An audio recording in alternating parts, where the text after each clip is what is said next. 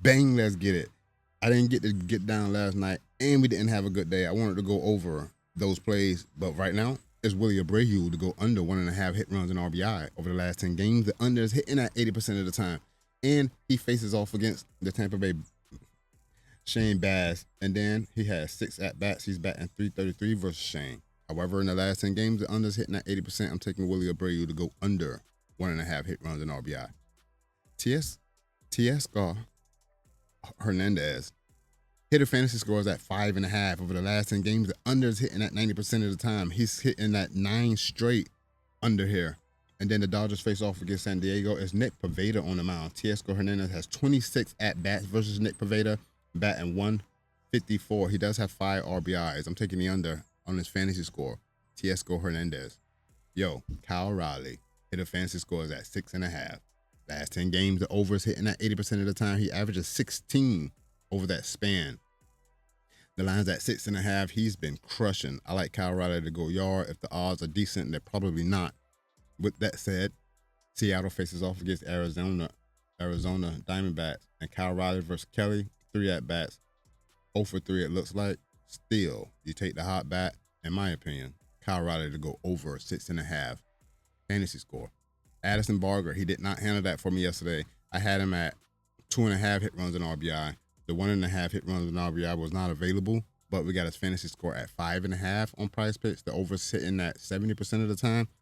The only reason I'm playing him back-to-back because he was on the list, and he needs to lose back-to-back for me to get him off.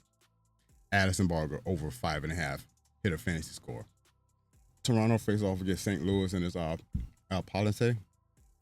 And I don't think Addison Barger has any history against him. I take the over here. Next, I got Manny Machado over 1.5 hit runs and RBI. He smacked in 6 straight, 80% of the last 10 games. They face off against the Dodgers and it's May on the mound. Madison. Manny Machado has 30 at-bats versus him. He went yard twice, got 4 RBI, only batting .233. I still like Manny Machado to go over 1.5 hit runs and RBI here. Bang, let's get it.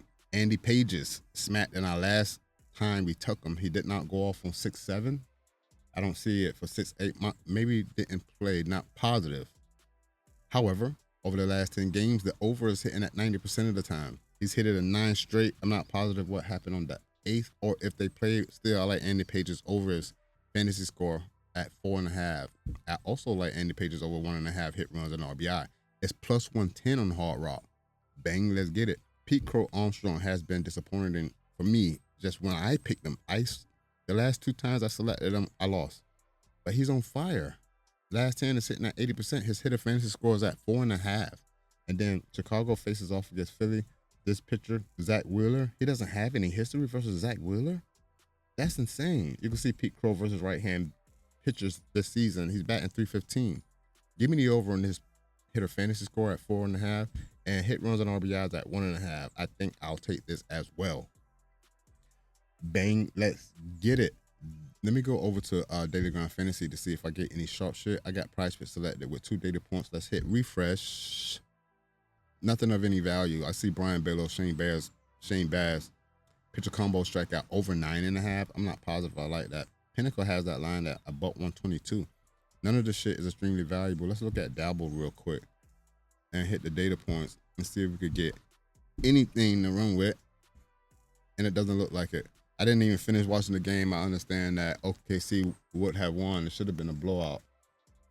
I mean, I'm surprised it wasn't a bigger blowout, even though it looked to be that way before I crashed. But we don't have any value right now on the sharp front.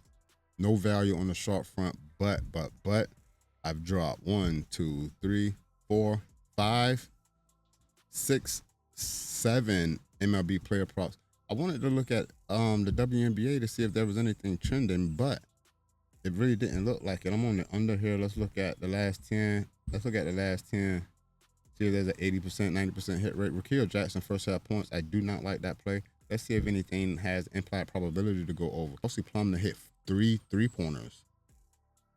Juice to the over. And if we look at the unders on the last 10 games, anything streaking at 80% or better, and there's not. There isn't. So this is why I think I'm just running with the plays that you see there. And with that said, I'm Really Rico. You already know. Let's get this dough, bro. Peace. I'm out.